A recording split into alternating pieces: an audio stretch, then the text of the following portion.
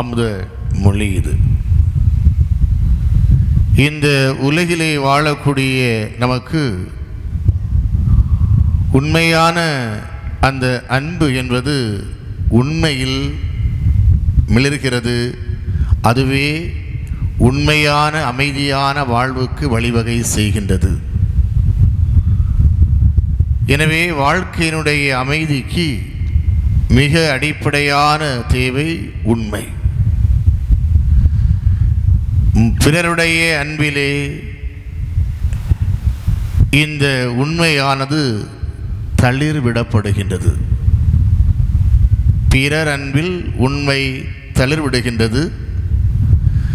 இந்த அன்பு நிலைத்து நிற்க காய்த்து கனிந்து பலன் கொடுக்கின்றது.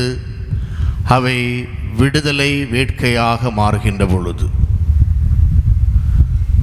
ஆகவே உண்மை அன்பு அமைதியை தருகிறது. வேர்களை வழங்கி தளிர வைக்கின்றது. காய்த்து கனிந்து பலன் கொடுக்க நம்மை தூண்டி எழுப்புகிறது.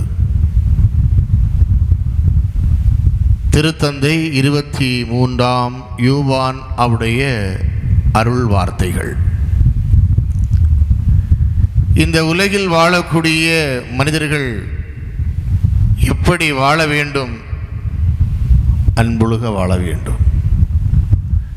இன்னைக்கு மனிதர்கள் சந்திக்கக்கூடிய ஒரு பெரிய பிரச்சனை என்னன்னா, என்னிடம் யாரும் அன்பு காட்டுவதில்லை. இரண்டாவது, தனிப்பட்ட முறையிலே என்னுடைய வாழ்க்கையில் அமைதி என்பதில்லை.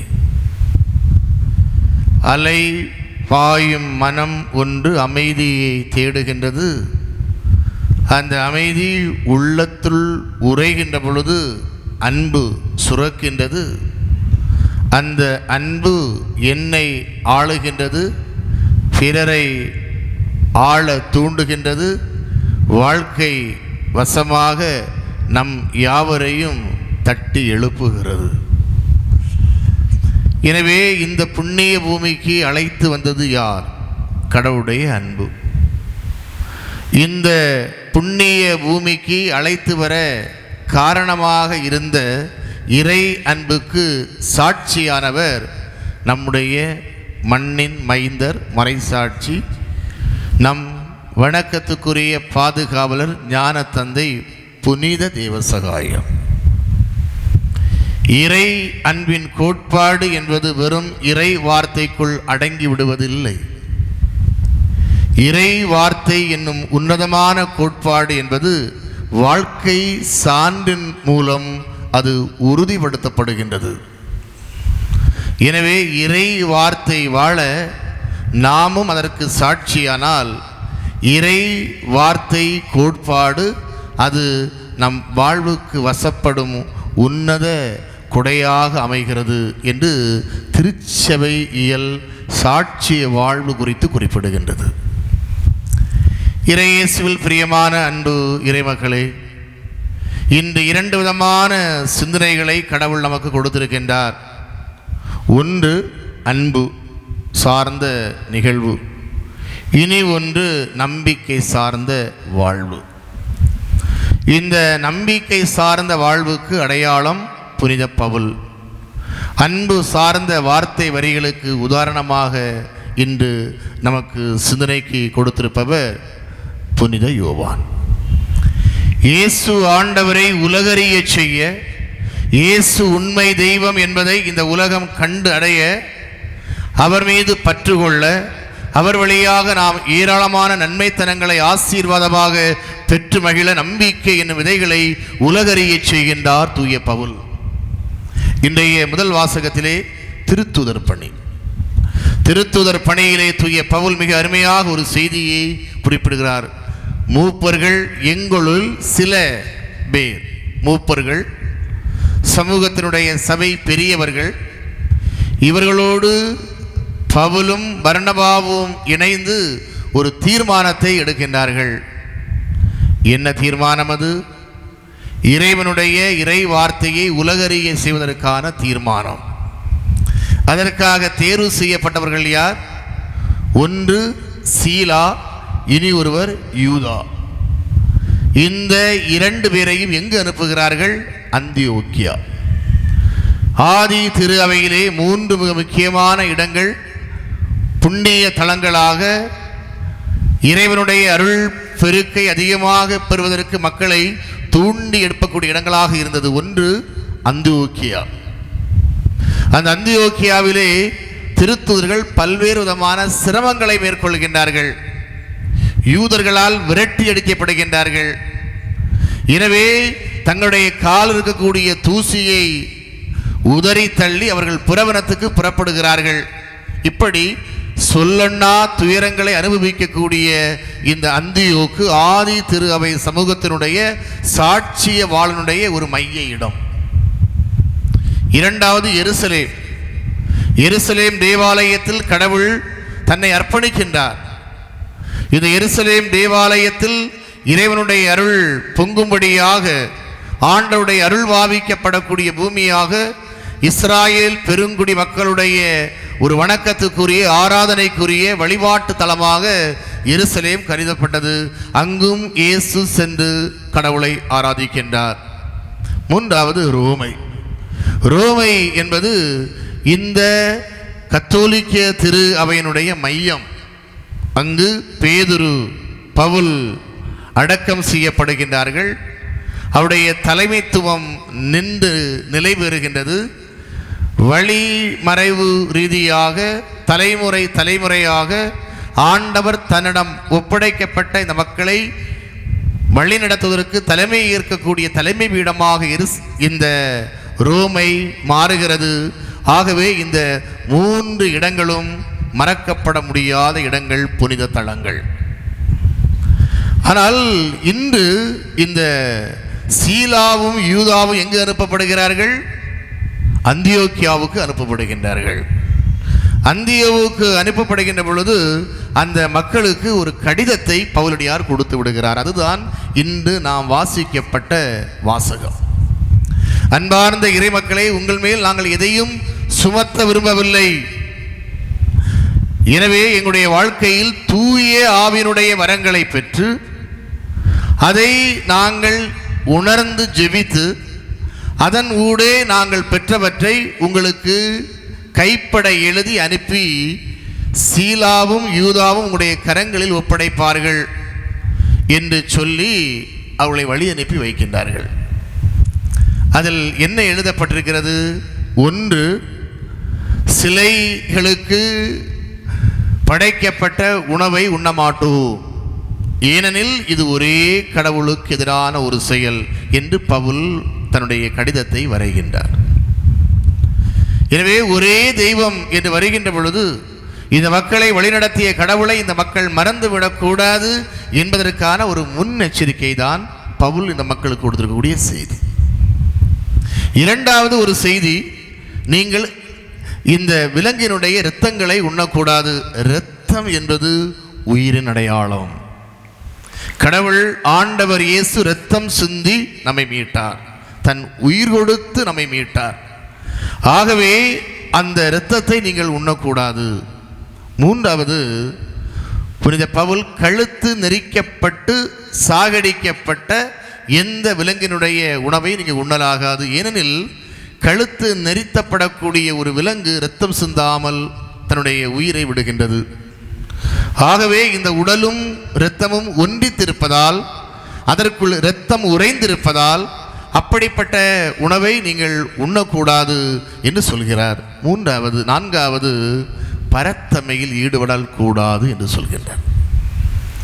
எனவே அந்தியோக்கியா திரு அவையிலே பலரோடு உறவு கொள்ளக்கூடிய, கணவன் மனைவி என்று சொல்லக்கூடிய புனிதத்தை கெடுக்கக்கூடிய பாலியல் தொழில் அங்கு நடைபெறுவதல் கூடாது. மாறாக ஒரு கணவன் ஒரு மனைவி என்ற கடவுளுடைய வழிமுறையை பின்பற்றக்கூடிய மக்களாக வாழ வேண்டும் என்று சொல்லி அந்த மக்களை வாழ்த்தி தன்னுடைய கடிதத்தை முடிக்கின்றார். இந்த கடிதம் யாருடைய கையில் போய் சேர்கிறது?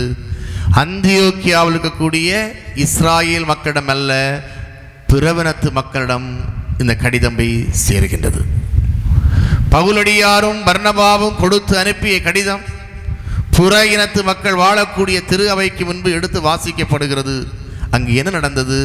மக்கள் மகிழ்வோடு கரங்கள் ஒலிக்க ஆர்ப்பரித்து மகிழ்ச்சியோடு அதை ஏற்றுக்கொண்டார்கள், கடவுளை புகழ்ந்து பாடுகின்றார்கள். இயேசுவில் பிரியமான அன்பு இறைமக்களே, நம்முடைய இறைவனுடைய வார்த்தை வழி மரபு ரீதியாக வரக்கூடியது. சில வார்த்தைகள் நம்முடைய மரபுகளுக்கு ஒத்து போகவில்லை என்று சொன்னால், நம்முடைய வாழ்க்கையினுடைய நிலைகளை அறிந்து புரிந்து அதை புதுப்பித்துக் கொள்ளவும் திருச்சபை நமக்கு வழிகோல் செய்திருக்கின்றது. ஏனெனில் இதே பவுலடியார் சொல்கிறார், புறவனத்து மக்கள் நீங்கள் விருத்த சேதனம் செய்ய வேண்டாம், ஆனால் பின்வரக்கூடிய காரியங்களை நீங்கள் கடைபிடியுங்கள். நீங்கள் கடவுளுடைய மக்கள் என்பதற்கு சாட்சியாக இருக்க இவை துணை புரியும் என்று சொல்லி திருமுழுக்கை பெற்று அதன் பின்பு ஆண்டவருக்குரிய வாழ்க்கையை வாழ கூடிய வழிமுறையை நமக்கு கற்பிக்கின்றார். அங்கு இந்த விருத்த சேதனம் என்பது நமக்கு விதிவிலக்காக பவுலடியாரால் வழங்கப்பட்டிருக்கின்றது. யூத மரபுபடி ஒருவன் கடவுளுடைய பிள்ளையாக ஆக வேண்டும் என்றால் அவன் விருத்த சேதனம் செய்ய வேண்டும். ஆனால் இயேசு கிறிஸ்துவை நம்முடைய ஆண்டவராக ஏற்றுக்கொண்டு அவருடைய பிள்ளைகளாக வாழ வேண்டும் என்றால் திருமுழுக்கு ஒன்றே போதுமானது. எனவே சடங்குகளை விட தூய்மையான வாழ்க்கை முக்கியம் என்பதை ஆண்டவரை அறிந்து கொள்ளவும், ஆண்டவர் வாழ்கின்ற அந்த விரும்புகின்ற வாழ்க்கையை வாழக்கூடிய மக்கள் வழி நடக்கவும் ஒரு செய்தியை கொடுத்திருக்கின்றார். இந்த மக்கள் மத்தியில் ஒரு நம்பிக்கை வருகிறது.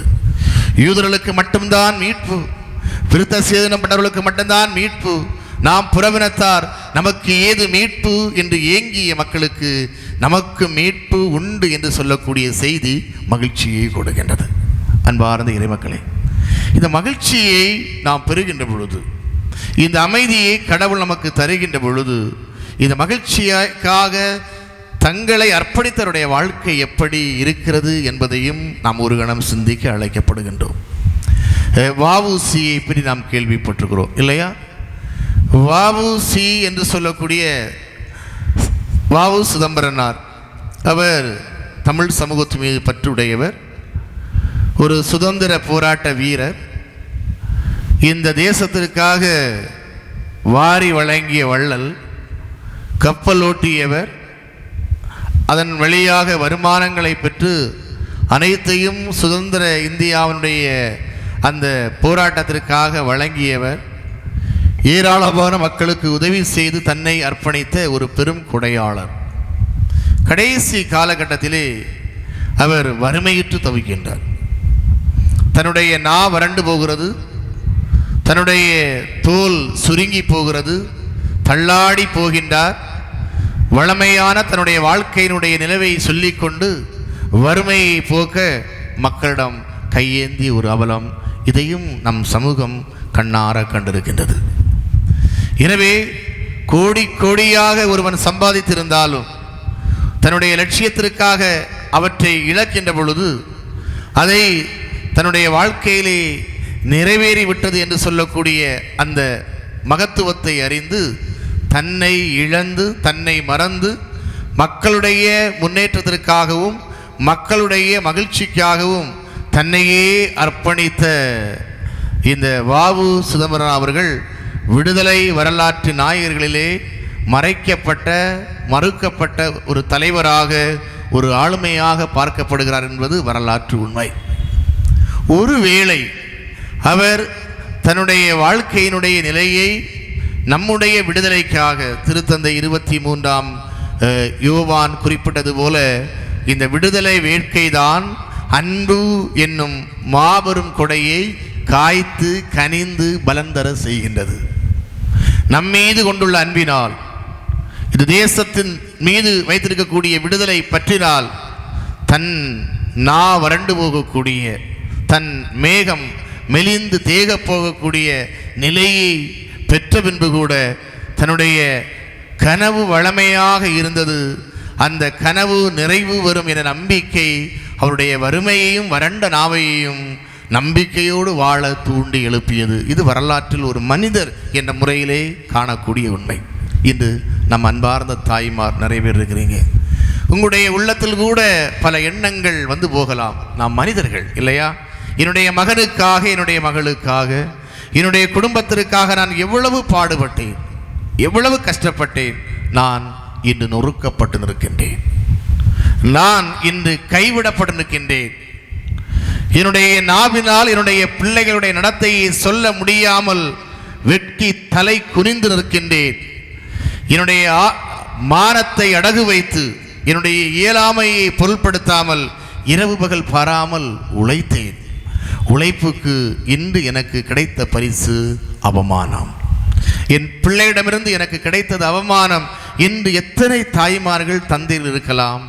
அந்த நேரத்தில் தான் பல நேரங்களில் கடவுள் நமக்கு ஆறுதலாக வருகின்றார். எலியாஜி என்று சொல்லக்கூடிய